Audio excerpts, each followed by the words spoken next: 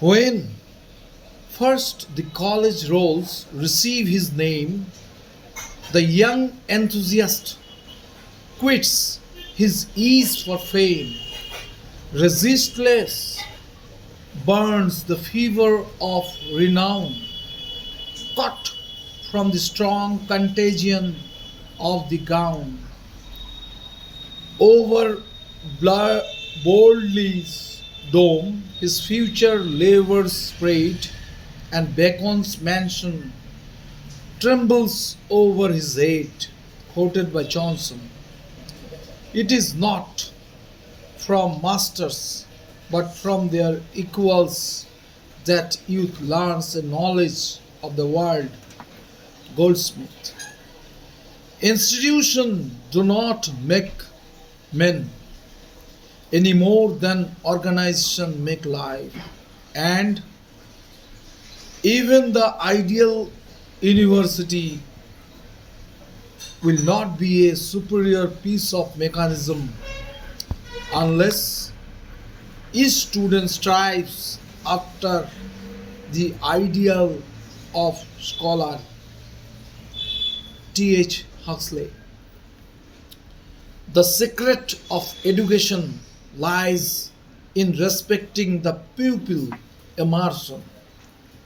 I believe the object of education is the freedom of mind, which can only be achieved through the path of freedom. Though freedom has its risk and responsibility as life itself has. Quoted by Tagore. Students should be a corporate body with aims and ideals of their own. Ramsay Moore. Student apathy within single inverted comma is part of the price which a university pays for being non-residential. Change that and you will build up an esprit de corps and a tradition of something like 100% student activity. Bruce Truscott. How can a child be taught to love beauty when it never sees beauty except in books? And how can it wish to improve its own surroundings when it has never seen anything better? C.D. Darlington. My first effort to read out one of my favorite essay, my first day at college. I remember my first day at college. I had looked forward to it from my school days. Life at college meant for me the joy of a freer and fuller life. It meant that I was no longer a boy, that I had grown up and had become fit to bear larger responsibilities. Naturally, my first day at college was the beginning of a new chapter in my life. I first tasted freedom when I saw that I would no longer be confined to the same room for hours together as I used to be at school. I had to move from room to room at the end of each lecture, from lecture hall to library, from seminar to laboratory, from common room to gymnasium. A college student is constantly on the move. To me, on the first day, that in itself was a thrilling experience. Imagine 100 of us rushing down the corridors or across fields to the next class to occupy the best or the most comfortable seat. It was a sensation of new life, a feeling of exciting, youthful vitality. Of course, there were some among us who took it gravely and philosophically and went from class to class at a sedate and sober pace, indifferent whether they occupied a seat on the first bench or on the last. But I was not one of these. It was a privilege to be able to choose my own seat, to have struggled for it, and to get it by my own effort. It gave me a sense of personality. I tasted life as it were with a deep relish. Then I found that here at college I would not be kept at my books.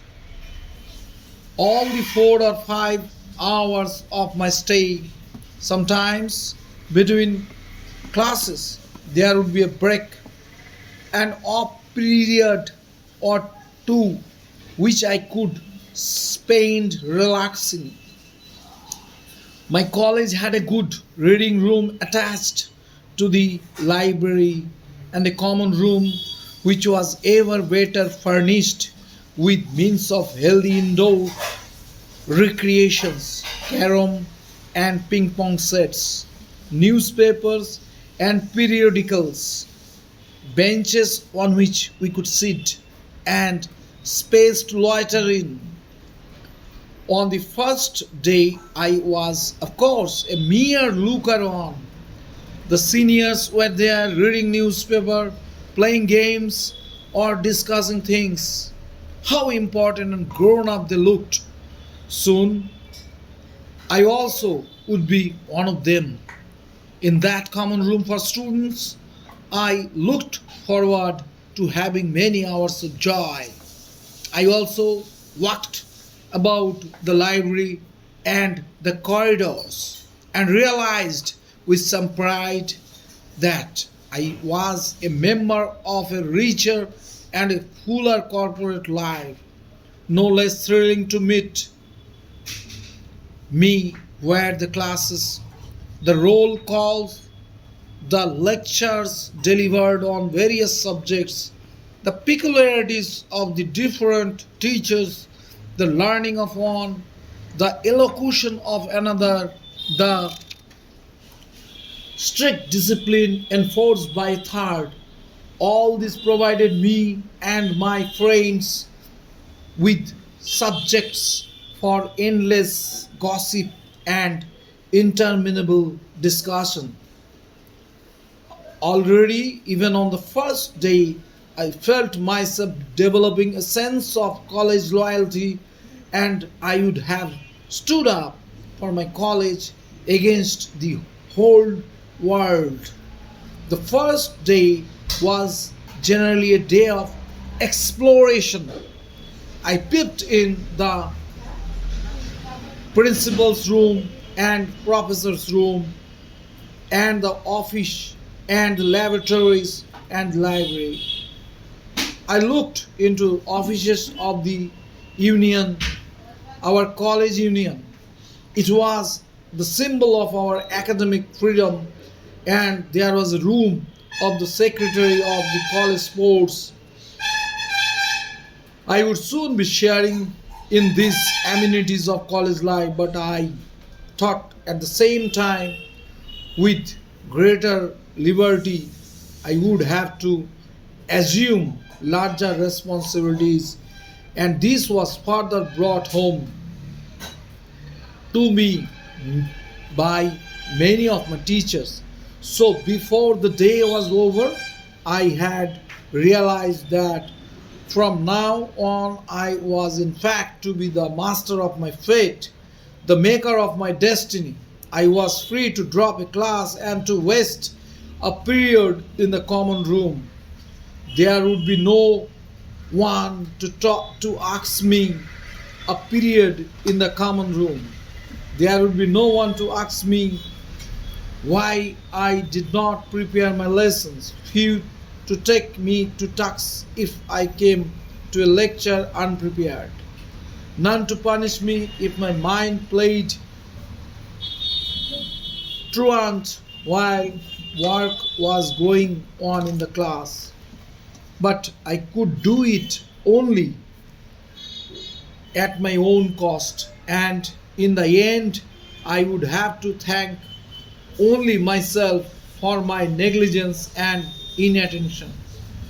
I also found that to the earnest student, the college offered help and guidance in many ways.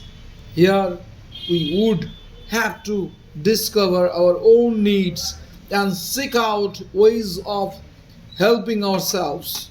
In other words, there would be no spoon feeding. I would find liberty, but with it, there were responsibilities. I came back feeling happy, but conscious of a new burden laid on me. Thank you.